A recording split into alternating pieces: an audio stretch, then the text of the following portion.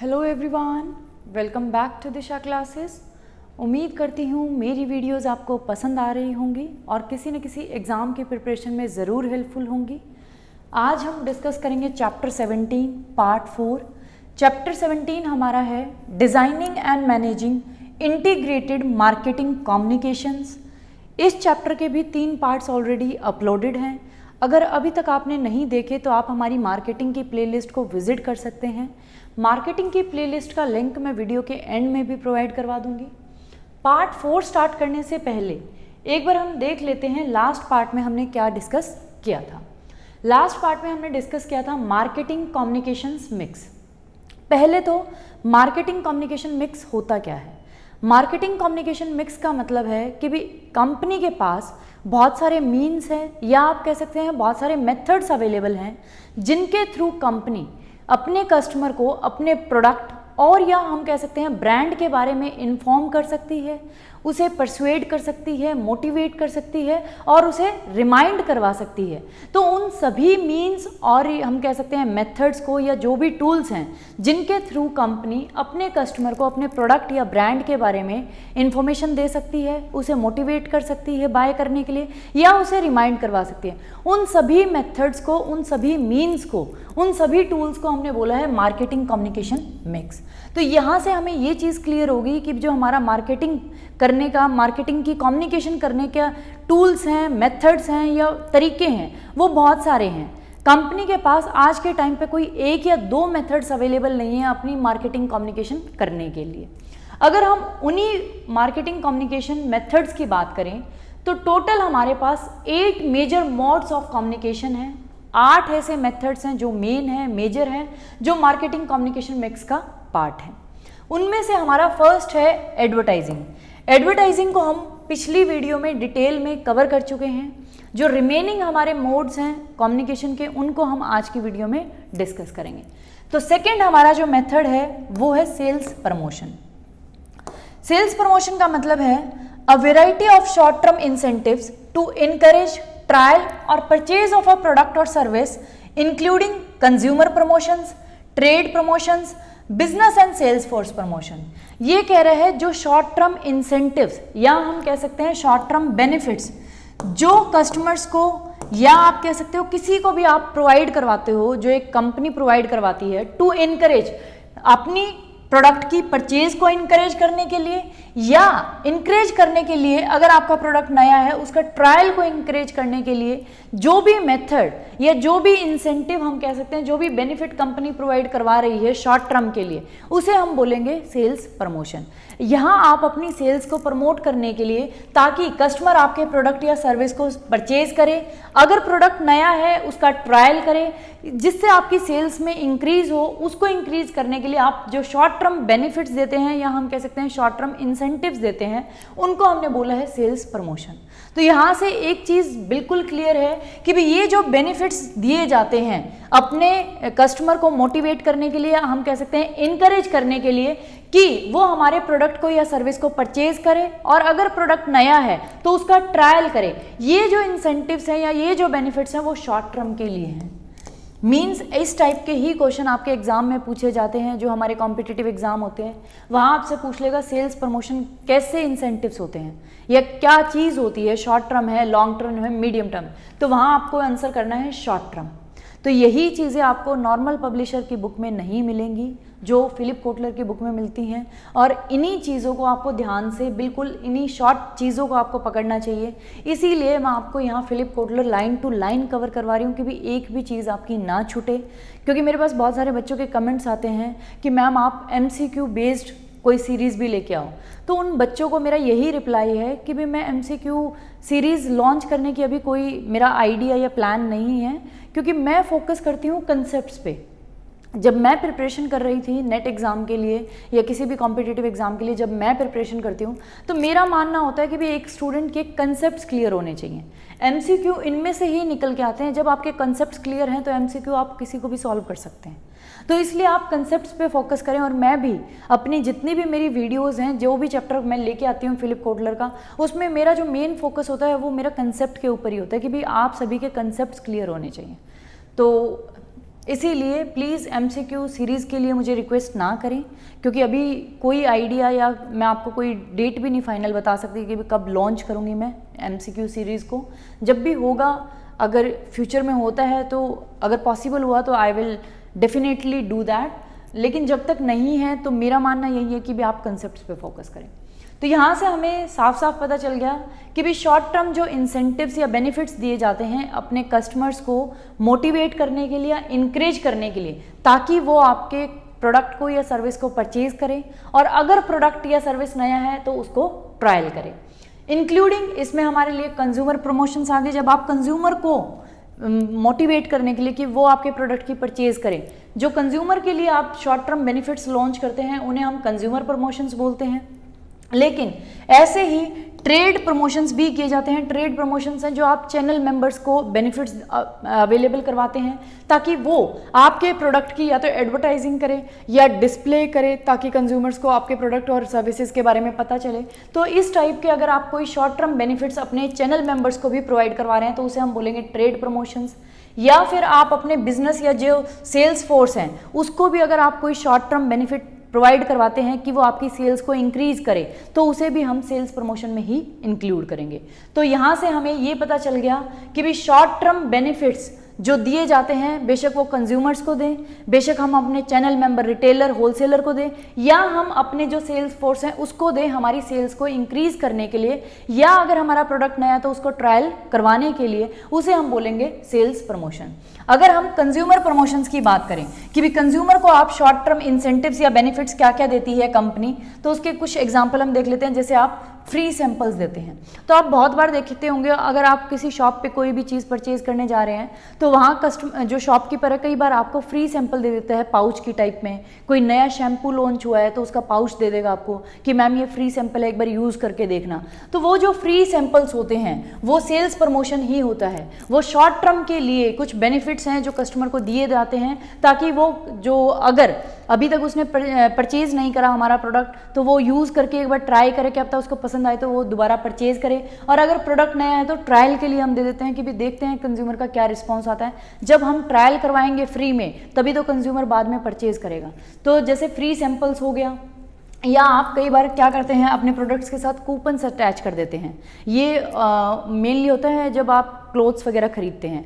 तो जैसे ही आप किसी शोरूम वगैरह में जाते हैं या मॉल वगैरह में जाते हैं, किसी भी ब्रांड से अगर आप खरीदते हैं तो वो आपको कूपन्स अटैच करके देते हैं कि मैम आपने इतने रुपए की शॉपिंग करी है, अगली बार आपको इस ब्रांड पे 30% ऑफ मिलेगा जब आप इतने की शॉपिंग करें। तो वो जो कूपन्स होते हैं वो भी क्या है, एक सेल्स को प्रमोट करने का ही बेनिफिट कंज्यूमर को दिया जाता है। या फिर हम कह सकते हैं प्रीमियम्स का मतलब है एक के साथ आपने कुछ एक्स्ट्रा फ्री दे दिया, या फिर कोई ऐसी चीज़ थी जो पहले पाउच में आती थी लेकिन आपने उसके साथ एक जार फ्री दे दिया उसकी पैकेजिंग में। तो इस टाइप की जो एक्टिविटीज़ या बेनिफिट्स दिए जाते हैं हमारी प्रोडक्ट की सेल्स को इंक्रीज करने के लिए, उसे हम बोलते हैं सेल्स प्रमोशन।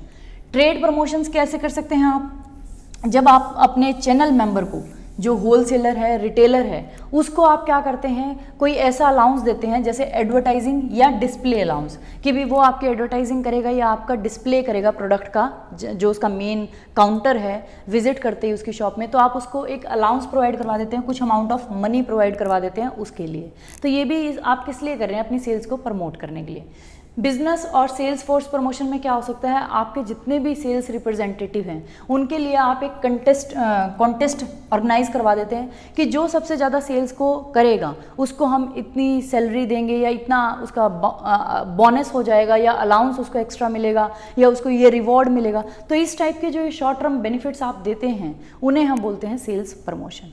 तो क्लियर, यहाँ से दो चीज़ें क्लियर हैं कि भी एक तो जो हमारे सेल्स प्रमोशन होते हैं वो शॉर्ट टर्म इंसेंटिव्स होते हैं, किस चीज़ के लिए होते हैं, हमारी सेल्स को इंक्रीज करने के लिए या कंज्यूमर को मोटिवेट या इनकरेज करने के लिए कस्टमर को कि वो हमारे प्रोडक्ट या सर्विस को परचेज करे, और अगर नया है तो वो उसका ट्रायल करे।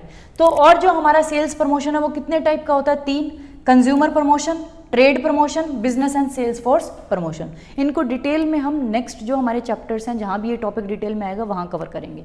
आई थिंक इतना आपको क्लियर होगा। नेक्स्ट जो हमारा थर्ड मेथड है या हम कह सकते हैं मोड है कम्युनिकेशन का, मार्केटिंग कम्युनिकेशन का, वो है इवेंट्स एंड एक्सपीरियंसेस।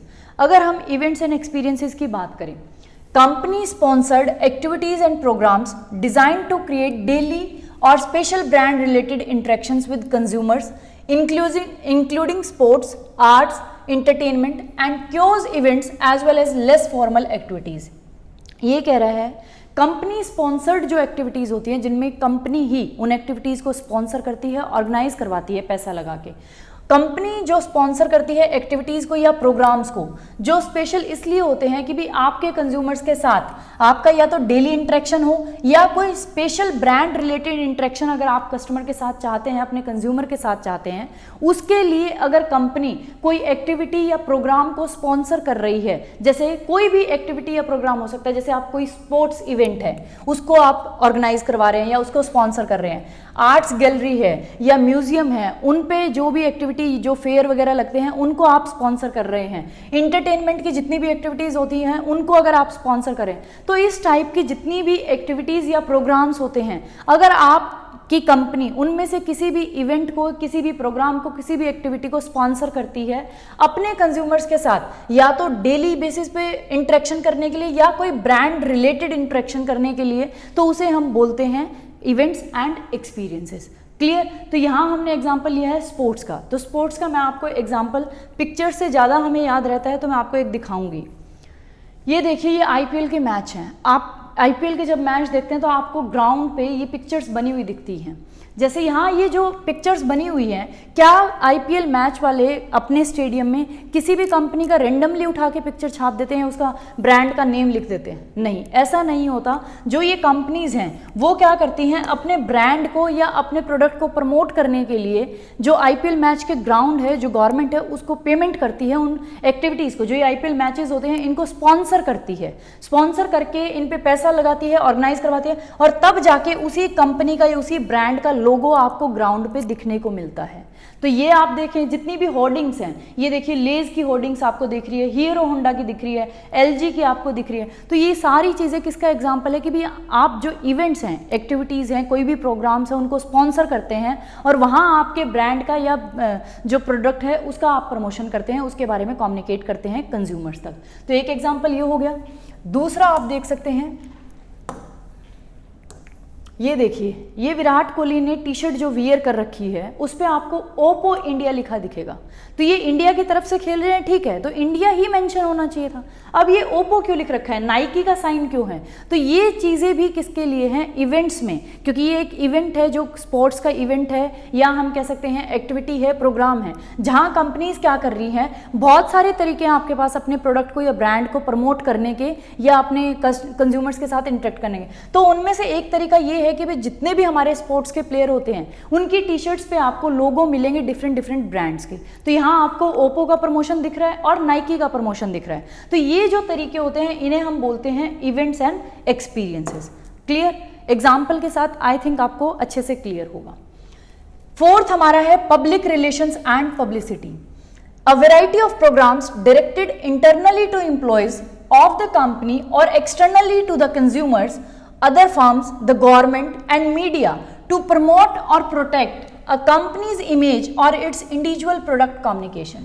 ये कह रहा है जब बहुत बार कंपनी अपना कोई एक वैरायटी ऑफ प्रोग्राम डायरेक्ट करती है या तो अपनी कंपनी के एम्प्लॉयज़ के लिए कोई ऐसा काम करती है, कोई भी एक ऐसा प्रोग्राम लॉन्च करती है जो किसके लिए होता है, वो उस कंपनी के खुद के इंटरनल जो एम्प्लॉयज़ हैं उनके लिए। लेकिन जब आप वो प्रोग्राम लॉन्च कर रहे हैं अपने एम्प्लॉयज़ के लिए, उससे मार्केट में बहुत आपकी मतलब हम कह सकते हैं रेपुटेशन बन जाती है, आपको बहुत अच्छा रिस्पांस मिलता है कि भी देखो ये कंपनी अपने एम्प्लॉयज़ के लिए ये चीज़ें कर रही हैं। तो उस प्रोग्राम को जो आप अपने एम्प्लॉयज़ के लिए कर रहे हैं या फिर कुछ एक्टिविटीज़ या प्रोग्राम्स आप अपने कंज्यूमर्स के लिए या अदर फर्म्स के लिए या गवर्नमेंट के लिए या मीडिया के लिए, जो भी आप अदर वेराइटी ऑफ प्रोग्राम्स करते हैं, ताकि कोई भी ऐसा प्रोग्राम जिससे आपके प्रोडक्ट की या कंपनी की इमेज बचे या आपके इंडिविजुअल जो प्रोडक्ट है उसकी कम्युनिकेशन, क्योंकि जो आपने प्रोग्राम लॉन्च किया है पब्लिसिटी के लिए, क्योंकि आप बहुत बार एक वर्ड सुनते होंगे कि भी देखो इन मतलब मोस्टली जितने भी हमारे ये स्टार्स हैं,